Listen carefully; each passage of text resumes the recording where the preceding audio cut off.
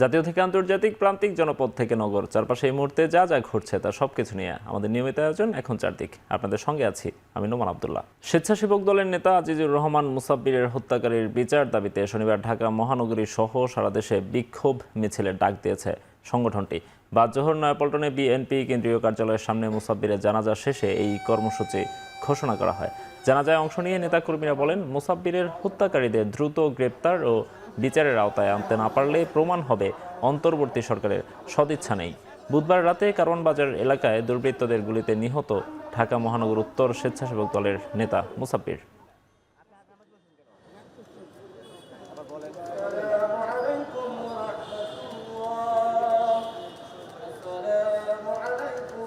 ষড়যন্ত্র রয়েছে, নেপথ্যে যারাই রয়েছে ষড়যন্ত্রকারীরা, তারা আজকে আগামীর নির্বাচনকে বানচাল করার জন্য বিভিন্নভাবে হত্যাকাণ্ডের সাথে জড়িত হচ্ছে। আজকে আমাদের সহযোদ্ধাদেরকে হত্যা করা হচ্ছে। আমি এই অন্তর্বর্তীকালীন সরকার সহ স্বরাষ্ট্র মন্ত্রণালয় উপদেষ্টাকে আমি অনুরোধ জানাবো, আপনারা দ্রুত খুনিদেরকে খুঁজে বের করুন। এই ঘটনার, এই হত্যাকাণ্ডের পিছনে যারা জড়িত, তারা যেই হোক, অনতি বিলম্বে তাদেরকে গ্রেপ্তার করে বিচারের কাঠগড়ায় দাঁড় করাতে হবে। ঢাকা মহানগর উত্তরের স্বেচ্ছাসেবক দলের সাবেক সাধারণ সম্পাদক আজিজুর রহমান মুসাব্বিরের হত্যাকাণ্ডে বাদী হয়ে মামলা করেছেন তার স্ত্রী সুরাইয়া বেগম। আসামি করা হয়েছে অজ্ঞাতনামা 5 থেকে 6 জনকে। নিহতের স্ত্রী গণমাধ্যমকে জানিয়েছেন, কিছুদিন ধরেই নিজের নিরাপত্তা নিয়ে শঙ্কিত ছিলেন আজিজুর রহমান মুসাব্বির। তবে সেটি ব্যবসায়িক নাকি রাজনৈতিক কারণে সে বিষয়ে পরিবারকে কিছুই জানাননি তিনি। এদিকে এই ঘটনায় এখনও কাউকে গ্রেফতার করতে পারেনি পুলিশ। তবে ঘটনার কারণ খতিয়ে দেখা হচ্ছে বলে জানিয়েছে ডিএমপি।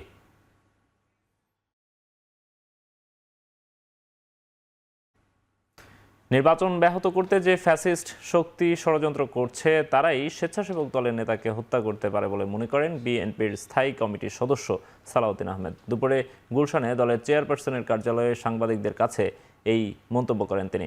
জুলাই শহীদদের কবর জিয়ারত জাতির প্রত্যাশা, তাই তারেক রহমানের উত্তরাঞ্চল সফর নির্বাচনী আচরণবিধির লঙ্ঘন নয় বলেও দাবি করেন তিনি। এরকম কিছু বিচ্ছিন্ন ঘটনা ঘটছে, গতকালকের ঘটনাও তারই অংশ। এটা হতে পারে পতিত ফ্যাসিবাদী শক্তির কিছু কিছু ষড়যন্ত্র এখনও তারা চালু রেখেছে, যাতে নির্বাচনকে বাধাগ্রস্ত করতে পারে, কণ্ঠকাঠিন্য করতে পারে, গণতন্ত্রের উত্তরণের পথটাকে সহজতর না করতে পারে। কিন্তু তাদের সেই প্রচেষ্টা কখনো সফল হবে না। শহীদদের প্রতি বিনম্র শ্রদ্ধা নিবেদন করা এবং তাদের কবরে জিয়ারত করা, এটা জাতির প্রত্যাশা। গণ অভ্যুত্থানের শহীদদের আমরা ধারণ করি এবং আমাদের সেই চেতনাকে ঊর্ধ্বে তুলে ধরতে হবে। তার জন্যেই তার যাওয়া। এখানে নির্বাচন আচরণবিধির কোনো বিষয় নেই। ঋণ খেলাপির তালিকা থেকে কুমিল্লা 4 আসনের বিএনপির প্রার্থী মঞ্জুরুল আহসান মুন্সির নাম বাদ দেওয়া সংক্রান্ত হাইকোর্টের আদেশ স্থগিত করেছেন চেম্বার আদালত। এর ফলে ঋণ খেলাপি হিসেবে তিনি আসন্ন জাতীয় সংসদ নির্বাচনে অংশ নিতে পারবেন না বলে জানিয়েছেন আইনজীবীরা। বৃহস্পতিবার চেম্বার বিচারপতি মোহাম্মদ রেজাউল হকের আদালতে এই আদেশ দেন। আদালতে প্রিমিয়ার ব্যাংকের পক্ষে শুনানি করেন ব্যারিস্টার বিভূতি তরফদার। কুমিল্লা 4 আসনে এনসিপি নেতা হাসনাত আবদুল্লাহ জামায়াতের নেতৃত্বাধীন 11 দলীয় জোটের প্রার্থী। এর আগে ঋণ খেলাপির তালিকায় কুমিল্লা 4 আসনের বিএনপির প্রার্থী মঞ্জুরুল আহসান মুন্সির নাম স্থগিত করেন হাইকোর্ট। বিচারপতি AK-M রবিউল হাসানের হাইকোর্ট বেঞ্চ এই আদেশ দেন। পরে এই আদেশ স্থগিত করতে চেম্বার আদালতে আবেদন করে প্রিমিয়ার ব্যাংক কর্তৃপক্ষ। কুমিল্লা 2 আসনের সীমানা পরিবর্তন করে নির্বাচন কমিশনের গেজেট অবৈধ ঘোষণা করেছেন হাইকোর্ট। একই সঙ্গে এই আসনের আগের সীমানা ফিরিয়ে দিয়ে 24 ঘন্টার মধ্যে গেজেট প্রকাশের নির্দেশ দিয়েছেন আদালত। বৃহস্পতিবার এই বিষয়ে জারি করা রুল যথাযথ ঘোষণা করে বিচারপতি মোহাম্মদ মুজিবুর রহমান মিয়ার নেতৃত্বাধীন হাইকোর্ট বেঞ্চ এই রায় ঘোষণা করেন। আদালতের রিটের পক্ষে শুনানি করেন জ্যেষ্ঠ আইনজীবী ব্যারিস্টার এহসান আবদুল্লাহ সিদ্দিকী, ব্যারিস্টার সাইফুল ইসলাম উজ্জ্বল। গত বছরের 24 সেপ্টেম্বর ত্রয়োদশ জাতীয় সংসদ নির্বাচনকে সামনে রেখে কুমিল্লা 2 আসনের সীমানা পরিবর্তন কেন অবৈধ হবে না তা জানতে চেয়ে রুল জারি করেন হাইকোর্ট। বিচারপতি মোহাম্মদ মুজিবুর রহমান মিয়া ও বিচারপতি বিশ্বজিৎ দেবনাথের হাইকোর্ট বেঞ্চ এই রুল জারি করেন। এর আগে কুমিল্লা 2 আসনের সীমানা পরিবর্তনের বৈধতা চ্যালেঞ্জ করে রিট করেন ওই আসনের জামায়াত মনোনীত প্রার্থী নাজিম উদ্দিন আলম।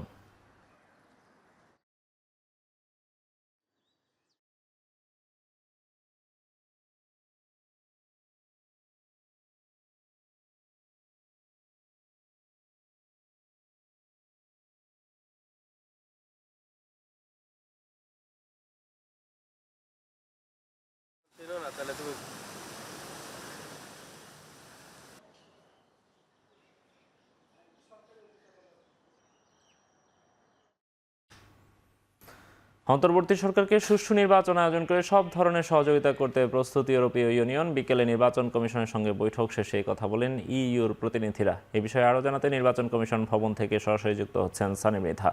সানি, বৈঠক শেষে আর কি জানালেন ইইউর প্রতিনিধিরা আমাদের? এছাড়াও মনোনয়নের আপিল নিয়ে কোনো তথ্য আছে কিনা?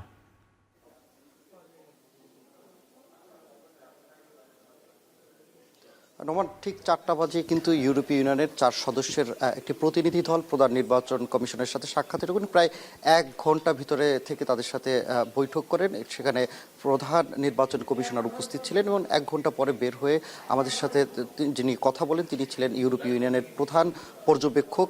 তিনি বলেছেন ইভাস উনি বলেছেন যে গণতন্ত্র প্রতিষ্ঠায় সুষ্ঠু নির্বাচন আয়োজন করতে অন্তর্বর্তী সরকার এবং নির্বাচন কমিশনকে সব ধরনের সহযোগিতা তারা করবেন। একই সাথে তাদের কিন্তু পর্যায়ক্রমে অর্থাৎ 12ই ফেব্রুয়ারি জাতীয় ত্রয়োদশ সংসদ নির্বাচনকে সামনে রেখে কিন্তু 200 প্রতিনিধি তারা কিন্তু এখানে আসবেন বলে আমাদের তিনি জানিয়েছেন এবং এই বিষয়ে বিস্তারিত জানাতে আগামী রোববার হোটেল রেনেসন্সে একটি সংবাদ সম্মেলন আয়োজনের কথা তারা বলেছেন। এরপরে কিন্তু তারা এখান থেকে স্থান ত্যাগ করেছেন। এখানে যিনি আইভার্স ছিলেন, যিনি প্রধান পর্যবেক্ষক, তিনি জানিয়েছেন তিনি ছাড়া বাকি যে সদস্যরা তিনি সবে মাত্রই বাংলাদেশে আসছেন এবং তারা নির্বাচনকে পর্যবেক্ষণ করতে তারা আসছেন এবং এই উনি ছাড়া বাকি যে 4 জন তারা কিন্তু এই পর্যবেক্ষণ করার জন্য বাংলাদেশে নির্বাচন পর্যন্ত থেকে যাবেন। এরপরে তিনি চলে যাবেন, আবার তিনি আসবেন বলে এমনটা আমাদেরকে জানিয়েছেন। এর আগে যদি আমি বলি, সকাল থেকে আজকে আপনাকে জানিয়ে রাখি, চতুর্থ দিনের মতো যাদের মনোনয়ন অবৈধ ঘোষণা হয়েছিল তারা আপিল করার সুযোগ ছিল। আজকে কিন্তু সেই আপিলের কার্যক্রম শুরুর দিকে একটু ধীরগতির দেখলে পর্যায়ক্রমে কিন্তু সেটা জোরে সোরে হয়েছে। অর্থাৎ আমি সবশেষ যে আমার কাছে তথ্য রয়েছে 421 জন প্রার্থী তারা কিন্তু তাদের আপিল দায়ের করেছেন এবং আপনাকে জানিয়ে রাখি যে আগামীকাল অর্থাৎ 8 জানুয়ারি 9 জানুয়ারি কিন্তু এই যে আপিল দায়েরের সবশেষ দিন। সো এই ক্ষেত্রে কিন্তু এখন পর্যন্ত 400-450 উপরে, যেহেতু আমাদের কাছে যে তথ্য আছে 723 জনের মতো মনোনয়ন যাদের অবৈধ ঘোষণা করা হয়েছে বিভিন্ন ত্রুটির কারণে, বিভিন্ন রকম যে মনোনয়নের বৈধ হতে যে ধরনের ব্যবস্থাগুলো দরকার, যে ধরনের চাহিদা দরকার সেগুলো পূরণ করতে ব্যর্থ হয় কিন্তু অনেকেরই মনোনয়ন অবৈধ ঘোষণা করা হয়। তবে তারাও কিন্তু আগামীকালকের মধ্যেই কিন্তু যারা অবৈধ ঘোষণা হয়েছে তাদের আপিল জমা দিতে পারবেন। তো নোমান, এই ছিল নির্বাচন কমিশন থেকে আমার কাছে সবশেষ। ইসি সচিবালয় থেকে যুক্ত ছিলেন সহকর্মী সানি মৃধা। শতাধিক ব্যক্তিকে গুম ও খুনের মামলায় সাবেক সেনা কর্মকর্তা জিয়াউল আহসানের বিরুদ্ধে অভিযোগ গঠনের আদেশের জন্য 14 জানুয়ারি দিন ধার্য করেছে আন্তর্জাতিক অপরাধ ট্রাইব্যুনাল 1। বৃহস্পতিবার বিচারপতি গোলাম মর্তুজা মজুমদারের নেতৃত্বে 3 সদস্যের ট্রাইব্যুনাল এই আদেশ দেন। এর আগে শুনানিতে জিয়াউল আহসানের বিরুদ্ধে আনা 3টি অভিযোগ পড়ে শোনান চিফ প্রসিকিউটর। তিনি বলেন, আওয়ামী শাসনামলে সংঘটিত গুমের মূল হোতা ছিলেন জিয়াউল আহসান। এ সময় গুম খুনের বর্ণনা তুলে ধরেন তিনি। এক পর্যায়ে মামলার একমাত্র আসামির বিরুদ্ধে চার্জ গঠন করে বিচার শুরুর আবেদন জানান তাজুল ইসলাম। তবে শুনানিতে জিয়াউল আহসানের আইনজীবীরা অভিযোগ অস্বীকার করে যুক্তিতর্ক উপস্থাপন করেন।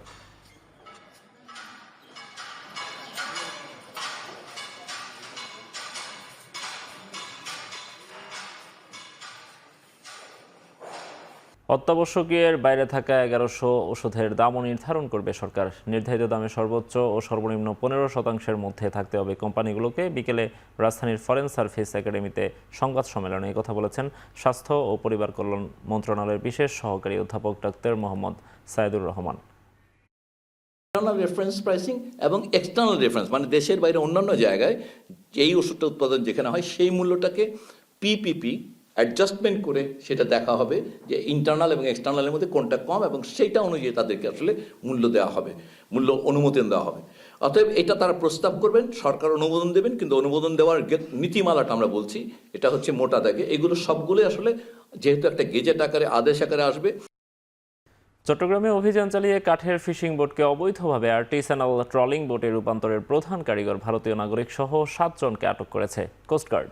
বুধবার সন্ধ্যায় কর্ণফুলী উপজেলার চর পাথরঘাটার একটি ফ্যাক্টরিতে এই অভিযান চালানো হয়। এ সময় নিষিদ্ধ ট্রলিং সরঞ্জাম ও জাল তৈরির মূল হোতা ভারতীয় নাগরিক পণ্ডিত বিশ্বাস সহ তার সহযোগী 6 বাংলাদেশি কারিগরকে আটক করা হয়। কোস্টগার্ড জানায়, অভিযানের সময় ফ্যাক্টরি থেকে প্রায় 36 লাখ টাকার 12টি অবৈধ ট্রলিং জাল এবং জাল তৈরির সরঞ্জাম জব্দ করা হয়। আটক ভারতীয় নাগরিক 2023 সালের 27 নভেম্বর ভ্রমণ ভিসায় বাংলাদেশে আসে। এরপর কাঠের ফিশিং বোটকে অবৈধভাবে আর্টিসানাল ট্রলিং বোটে রূপান্তরের প্রধান কারিগর হিসেবে কাজ শুরু করে। এদিকে ফ্যাক্টরিতে অভিযানের খবরে সংশ্লিষ্ট কোম্পানির মালিকরা পালিয়ে গেছেন। তাদের বিরুদ্ধে গোয়েন্দা নজরদারি অব্যাহত আছে বলে জানায় কোস্টগার্ড। এবার খেলার খবর। পেটের জটিল সমস্যায় ভুগতে থাকা তিলক ভার্মাকে বিশ্বকাপের আগে দলে পাওয়া নিয়ে শঙ্কায় রয়েছে ভারতীয় ক্রিকেট দল। রাজকোটে বিজয় হাজারে লিগের ম্যাচ খেলার সময় হঠাৎ পেটে যন্ত্রণা অনুভব হলে হাসপাতালে নিয়ে যাওয়া হয় এই ক্রিকেটারকে। পরীক্ষা নিরীক্ষা শেষে চিকিৎসকদের পরামর্শ অনুযায়ী পরবর্তীতে অস্ত্রোপচার করলে ব্যথা কিছুটা কমে, তবে আপাতত বিশ্রামে আছেন তিলক। 7 ফেব্রুয়ারি থেকে শুরু হবে টি-20 বিশ্বকাপ। তার আগে দলের প্রস্তুতিতে নিউজিল্যান্ডের বিপক্ষে 5 ম্যাচে সিরিজ খেলবে ভারত, যেখানে তিলকের অংশগ্রহণ না করার বিষয়টি অনেকটাই নিশ্চিত বলে খবর ভারতীয় গণমাধ্যমের। তার পরিবর্তে বিশ্বকাপ স্কোয়াডে না থাকা শুভমান গিলের পাশাপাশি রেয়ান পরাগের নাম আছে টিম ম্যানেজমেন্টের ভাবনায়। শেষ করছি এখন চারদিক। এখন টেলিভিশন ওয়েবসাইটে দেখতে ভিজিট করুন www.ekhon.tv। এছাড়া ফেসবুকে দেখুন facebook.com/tv.ekhon, ইউটিউবে এখন টেলিভিশন দেখুন youtube.com/c/ekhon tv।